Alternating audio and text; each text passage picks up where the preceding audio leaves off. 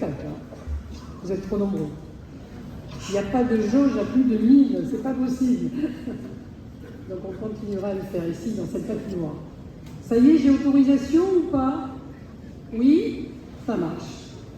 Merci beaucoup. Mes chers amis, je crois que nous ne sommes pas prêts d'oublier l'année 2022.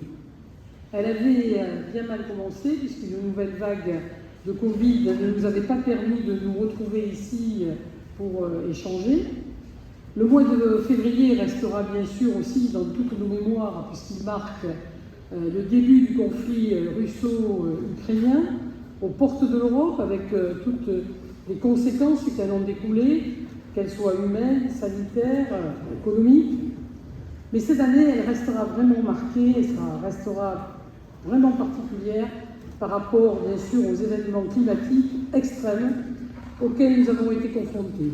Événements que l'on espère exceptionnels, mais qui nous rappellent la fragilité de notre planète, la nécessité pour chacun d'entre nous de tout mettre en œuvre pour lutter contre le réchauffement climatique.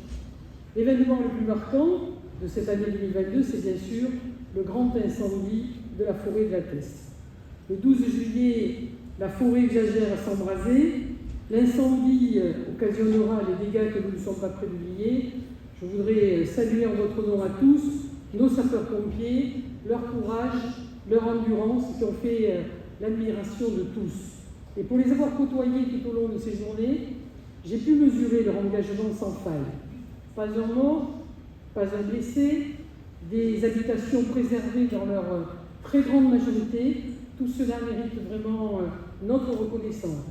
Et en tant que présidente de la COBAS, je suis très fière d'avoir porté le projet de reconstruction de la caserne de la Teste, la rénovation de la caserne du Gujan-Mestras.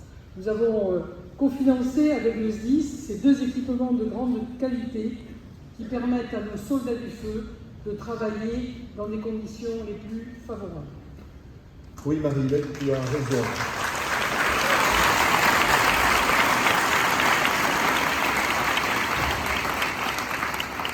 Oui, Marie-Hélène, tu as raison de souligner l'importance de ces deux casernes.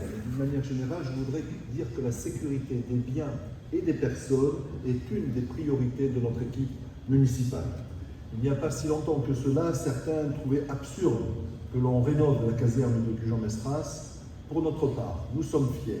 Nous sommes fiers d'avoir défendu la nécessité de conserver cet équipement essentiel. Comment imaginer une ville de plus de 22 000 habitants, qu'elle puisse ne pas avoir cette caserne, cet équipement de proximité?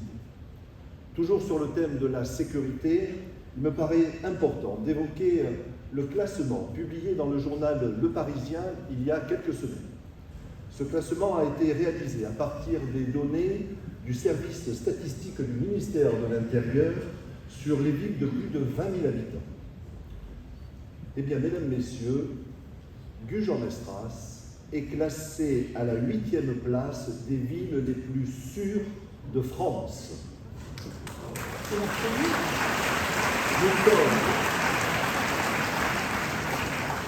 8e au niveau national, nous sommes la première ville de Nouvelle-Aquitaine, et pour votre information, la 2e ville de la région anglaise est-elle à la 18e place.